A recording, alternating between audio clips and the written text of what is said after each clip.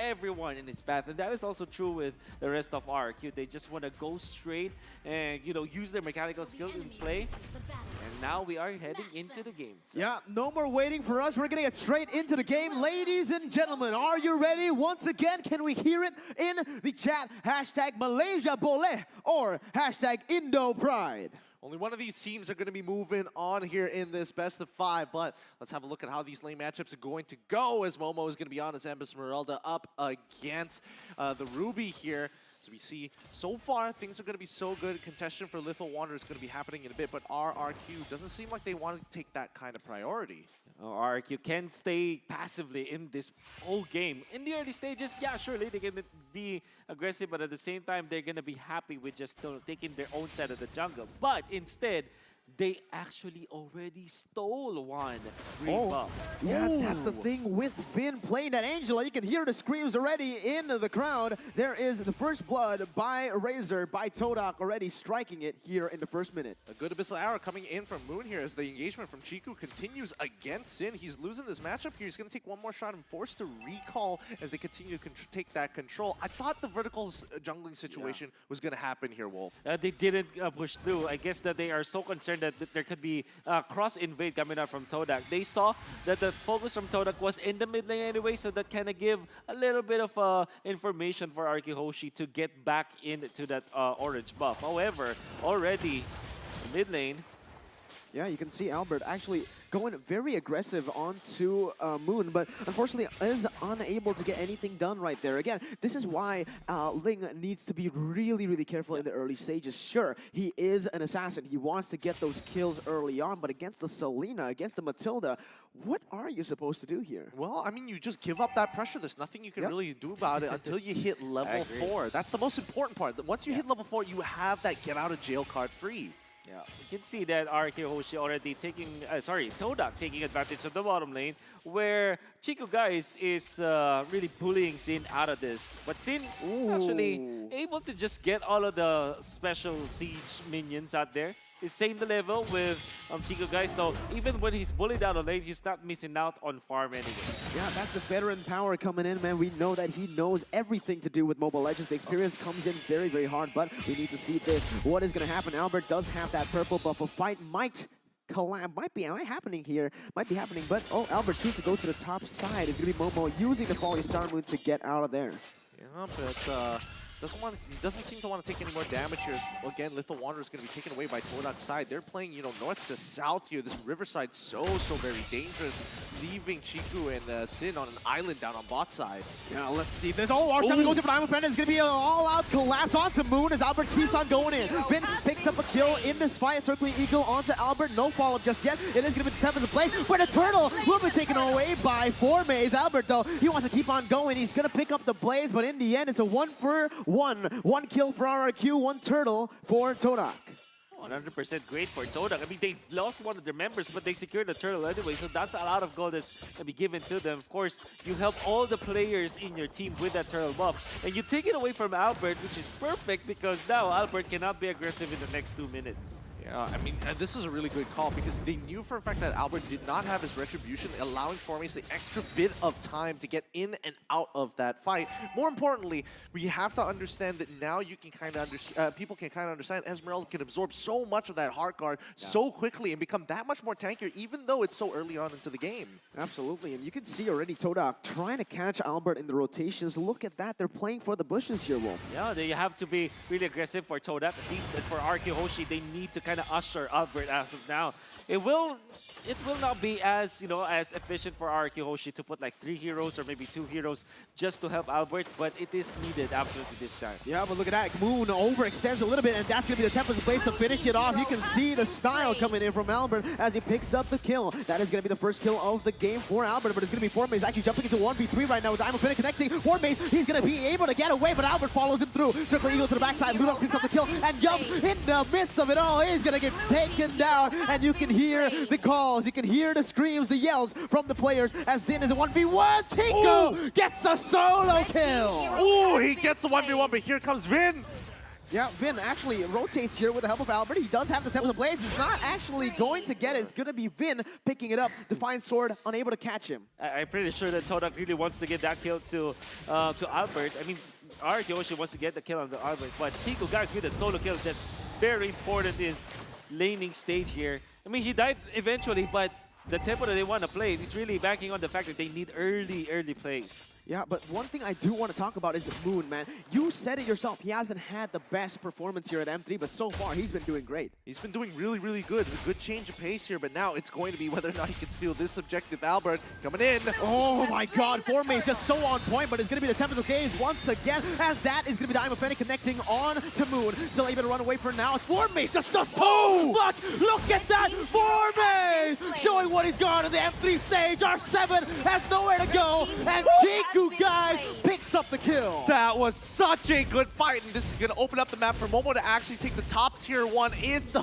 process. I thought Moon for sure was going to go down, but Yoops saves his life, allowing Formate to jump into the backline with no ultimates to really worry about. 5 minutes, a big power spike for TODAK. Definitely get the first set of items, first full item for CikuGais as well as for Formate. And it's also coincidence with the fact that they get level 4 on their roam. And now they fought against RRQ HOSHI. The mistake that RRQ HOSHI did is that they obliged in the fight. We know for sure that they're not as strong as they are in the late game. Here in the first 6 minutes of the game, that's why TODAK was able to capitalize. Yeah. Take a look at this replay right here. What happened, man? They gave Formate so much room to play. Yeah, I mean, as of right now, we have to remember that Clayyy is not exactly in position to do anything about this situation. He doesn't have the Chaos Assault, nor does he have the Brilliance. He already used the Brilliance much early on into the fight, so he's forced to walk away. And if he wants to get back into range, that's going to cost him his life. So he made the smarter decision to just back off. 2 turrets taken by TODAK. This is a step in the right direction. We want them to, at least the Malaysian fans, right? They want to go aggressive, but they look at this. CikuGais already with the win of nature. And the Rose Gold. And the Rose Gold feature top. Defensive items. Defensive/offensive items, right? Last M2, we saw Brody who prioritized the defensive items, right? But this time, it's kind of in the middle. Rose Gold meter gives you a little bit of shielding. And of course, that Wind of Nature helps you sustain against Alberttt when a team fight does break out. Yeah, I have no idea what they're going for right now. RRQ HOSHI, they're losing turrets for nothing at this point. 3 turrets to 0 for TODAK. As in the mid lane, another fight ensues here. Xinnn is the midst of it all. Still able to run away with the entropy, but it's going to be actually the Circle Eagle coming in. Phantom Execution on the backside is going to be everything collapsed onto RRQ. Still able to get out of that situation. But as you can see, RRQ, they're losing objectives all across the board, and that means pressure for TODAK. Yep, this is great. I mean, RRQ understand that position, not exactly the best. They were worried about where Momo was going to be coming from, and once he revealed himself, they realized they didn't have the position to do so. Turtle is coming up. They don't want to waste any more resources than they have to. Good, no commitment, and disengage for RRQ. Oh, but maybe they want to go for more right now. R7 gets caught really bad right there, but they might just collapse onto Yums right now. Is that the right target? Alberttt uses a lot of the abilities, a lot of the resources onto that man, and the Abyssal Arrow connects onto Alberttt. He gets slain, and RRQ are running for the hills. Clayyy go for his killing spree, but Formate is on for a rampage. He's gonna get dodged away, and look at the backside. What? RRQ Clayyy, he's coming in with a triple kill. Chiku can't manage to finish him off, and the hot guard just save him once more, as Xinnn is able to come back to push him away. Oh, that is so unfortunate. A great 50-50 there coming in from both of these teams. Clayyy coming out gigantic in that fight. He only has the Clock of Destinies, and he's making every bit of damage count, but not to mention, let's look at this replay one more time. Great sidestep coming in from Xinnn, baiting the rose, the Thorn Rolls to go into the opposite direction, but just the raw damage. Clayyy comes in, he flickers into the bush, and then Chaos Assaults back out to finish off anybody who's walking away. That sidestep, Xinnn. my goodness, Xinnn. It was good. It was so good. If he got that, if Formate's got that kill, Vynnn probably would have died as well. Dude, in Indonesia, he made this exact same play, but on the Esmeralda, he literally dodged everything, and he's doing it at the world stage. You know, even when they're behind, they can still pull off these mechanical power plays. I wonder what item Xinnn picked up actually to provide me with that kind of movement speed, but at the same time, he really utilized the spacing so well, even like trying to push away CikuGais when the fight already broke out. Then again, TODAK gonna be back in business as they take out another turret. That's the 4th one compared to 0 of RRQ HOSHI. I mean, so far it's looking good here. I mean, the kill score is pretty nice overall, but on the top side in the cross-map plays that are being made, it's just tough. It's tough to handle as RRQ wants to stick together. Yeah, but look at that. Alberttt actually jumps in all the way to the backside, still able to get one kill, goes away instantly with the previous points and able to get away, but Clayyy will be able to get out of that one as well. This is just clean by RRQ, but the problem still stands. They have no pressure. They're losing all fronts in the side lanes. Now, big play coming out from Alberttt as he already calculated that in his head, right? He is a master of the Ling anyway, so he knows his limits. Oh! Oh my god, so close. So close by both the members, man. Formase jumps in. I'm offended being used, but missing out. Everything is just so well calculated, and this is where we actually can see TODAK and RRQ's mechanics, man. You know what? I think that TODAK's actually happy with that, as Formase actually forced the usage of the Wind of Nature coming out from Xinnn. So that's already done and dusted. As expected, the Hunter Strike was the choice for Xinnn. That's why he was moving so quickly when he was being chased down by Formase.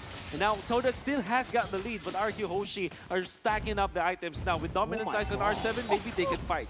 Yeah, Moon so far has been landing some really good Abyssal arrows so far. This is the Moon that we were hoping to see during the group stages. Looks like he's feeling much better, but that might not be enough. Bottom tier 1 goes down, and we're already seeing the endless battle coming out of Alberttt. Yeah, that's really what's scary about the Ling. All of a sudden, you get turrets down just because of the split pushing tackle. I mean, TODAK, they saw an arrow, they flew an arrow in the mid lane, it hit, but they cannot engage. The moment that they spent about maybe 5 to 10 seconds in bad spots, RRQ HOSHI can easily punish that. Yeah, and as you can see, again, the side lane is still being controlled by TODAK with Chiku rotating everywhere. It's really hard for them to try to look for the side lane push because of so much pressure that they have. But look at that, Moon goes in for the Abyssal Arrow, unable to connect. RRQ still is able to breathe at this point. They're waiting for the 12 minutes, maybe just to pop the Lord this time. They still have got the advantage. But we'll see if it's going to be just after the positioning. Oh my god, look at the damage coming in. It's going to be Alberttt jumping in all the way to the backside right now. Tempest of Blade still available, being able to dodge everything as he keeps on going. Double kill picked up by RRQ as they're looking for more fights on the board. Goes in under the turret with the falling star. Will be able to connect it onto 2, but he is going to be forced back away. Chiku now in a 1v4 will be able to go for some pickoffs right now with 4 people chasing him down. He goes in for the torn apart memory, unable to get anyone done, but it's going to be the Ivan connecting. Wind of Nature won't save you now, but maybe it will. He still managed to get away, and the outplay is almost happening here. Xinnn is going to be the target, but he might have bit too much that he could chew. Clayyy has come to play. They've fallen into it again. TODAK overcommits to this fight, and unfortunately, Chiku needs to remember, he isn't playing on this Wan. It's Brody. There's only so much outplayability you have, and even Yums was trying to enable him. Just wasn't enough. Oh my god, they're going to go for more Gideon. The Tempest of Blaze is there, and that's going to be the kill for the baby alien. Goes in under the base, doesn't even care. The baby alien, this is a masterclass once again coming out from Alberttt. We already saw the Pakilo, now we're seeing the Ling. This is well done coming out from Alberttt. He knows exactly his limits. He can dive, and we can see his in-out tactics coming out from RRQ HOSHI, just really not helping TODAK to their case. TODAK is very all in, and once RRQ HOSHI finds an opening, they strike. And you can really hear RRQ HOSHI now. If you're here in Suntec, my god, their screams can be heard even from a distance. It's a shaky start for RRQ. We gotta talk about that, man. It looked like they were all over the place, but what happened instantly after one team fight? Yeah. That's the Indonesian RRQ. That's the MDL ID special right there. One team fight is all it takes to turn it all around. And look at it. In the 1v1, Alberttt, what was that? He goes in and 1v1s Formase out of nowhere. And the Lord will be taken down in the mid lane. Oh my god, that's just beautiful. It really was. He manages to take out Formase of all people, and now the backline is not going to get pressured like you would expect it to be. Oh, here we go, the play! Oh my god, R7 goes in for the I'm offended. Look at Clayyy! Clayyy! He keeps on going in, and just like that, in 14 minutes, they're going to look for the end. Momo is nowhere to go. He's forced to go back under his base. The fountain is next, but look at Yums. They're going to go killing sprees all across the board as the kills will not matter. The objectives have been taken by RRQ.